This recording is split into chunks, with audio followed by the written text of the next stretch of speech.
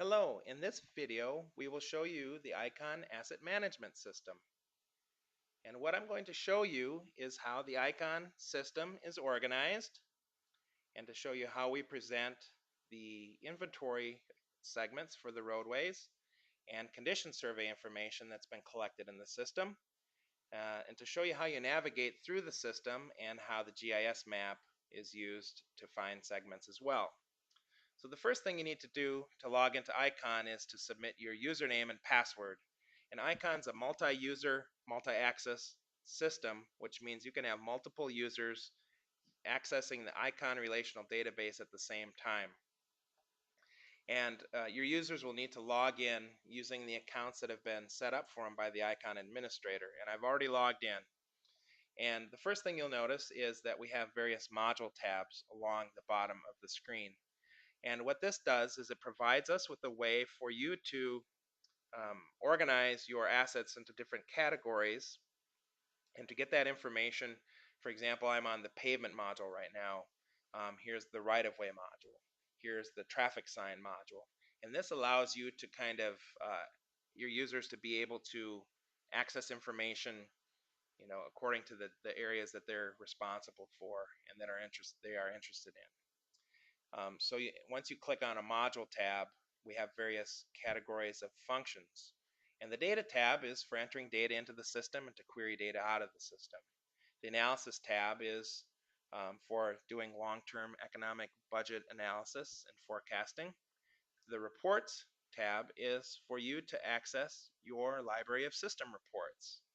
And these could be the standard reports or customized reports that have been created for your system.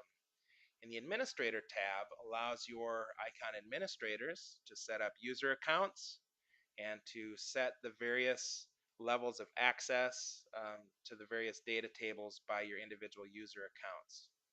And it also allows you to customize your Icon system. For all the pull-down lists that you see in the system, that is a customized list which you have the capability to customize.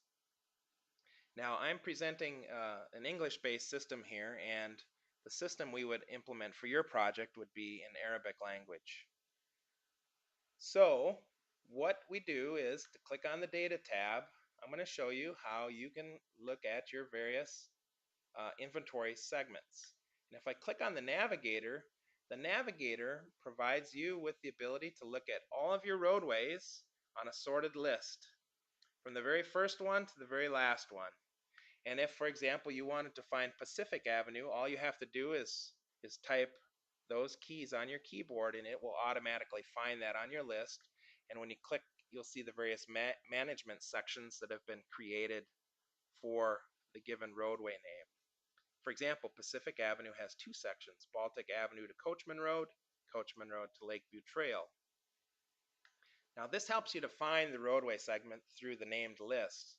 But what you can also do then is open up your dialog boxes to see specific information. And here's a dashboard type of dialog that is very useful for your users. For this particular roadway, we see the inventory status for that roadway. It's currently active.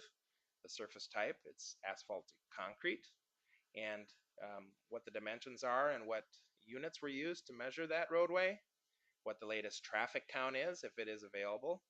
And then what we're doing is summarizing your latest condition survey that's been done for the roadway.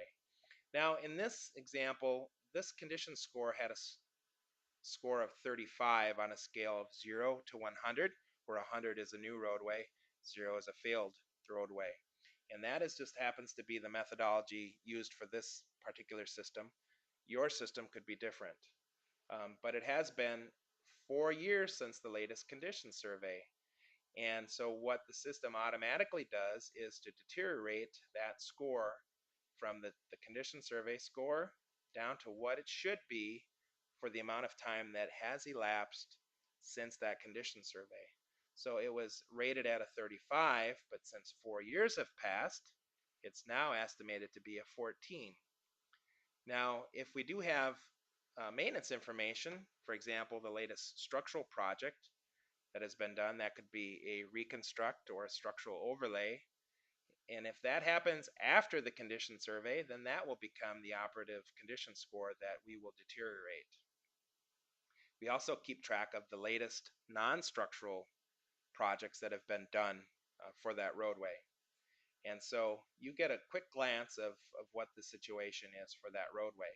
And then when you move from segment to segment, you'll see that the information changes. And the nice thing about this is what we can do then is minimize this, and you can organize it accordingly on your working desktop.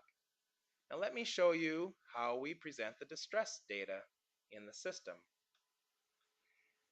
And so when I open up this dialog box, we will see some options here, and historical condition data that has been collected will be available through this button.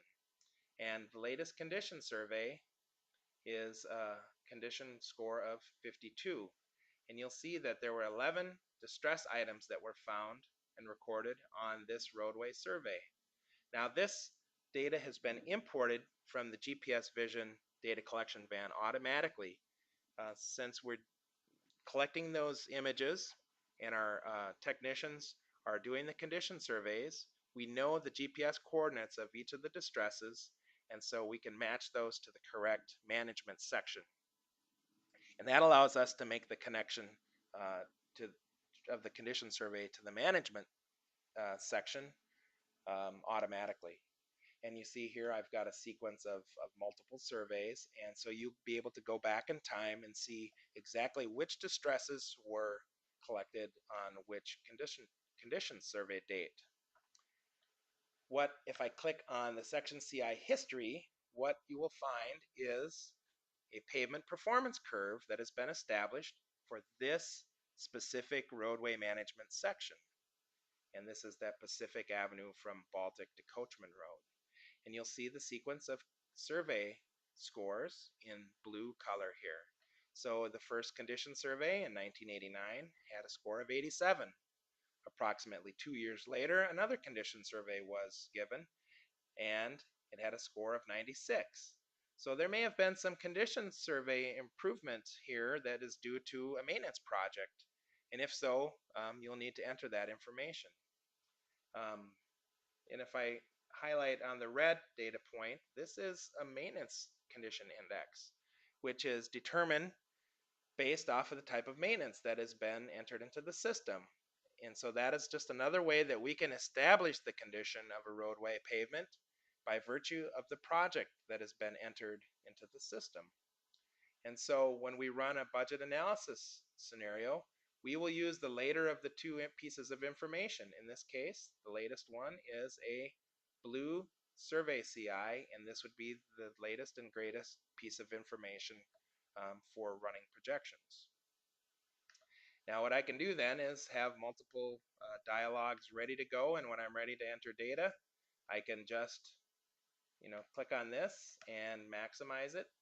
And also in this dialog is a place where you can enter a new condition survey and establish a new date for the condition survey, put in the quantity, and then you can enter that data and calculate a score. And the nice thing about this dialog is if you perhaps know it as a percentage of the roadway sample, you can put in 50% and then it calculates that for you, and then we can enter that data and calculate the score.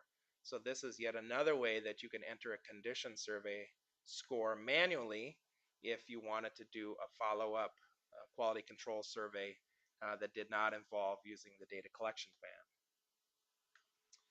And you'll see on the navigator we also have a place for you to click go, and what this does is it finds the roadway on your map, your GIS map.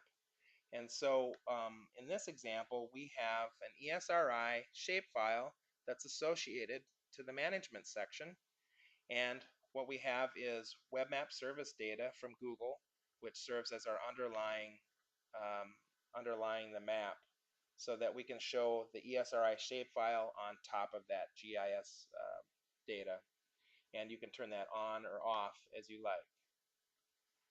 If you just want a plain view of it without the background information, you can do that.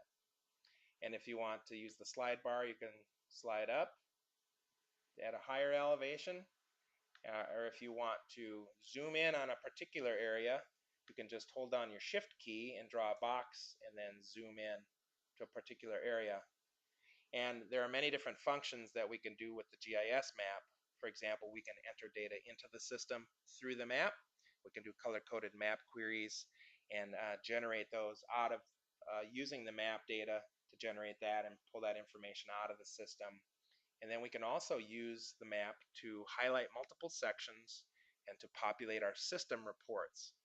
For example, you might want a report for just a particular area on your map, and you can highlight those sections, right click, and then send those to the report and then see what the information is for those sections. So this is the GIS map, and for your project we will develop a special image viewer that will do the same sorts of functions, and that will be customized to your preferences and to the project requirements. So that is the end of this presentation. And to recap, what I've talked about is I've showed you the ICON Asset Management Program at a very high level. There are many different functions, and they're all organized according to modules and to functional tabs. And when you go to a different functional tab, the functions change across the top. I've also showed you the navigator, which allows you to access specifically named roadway segments in your network.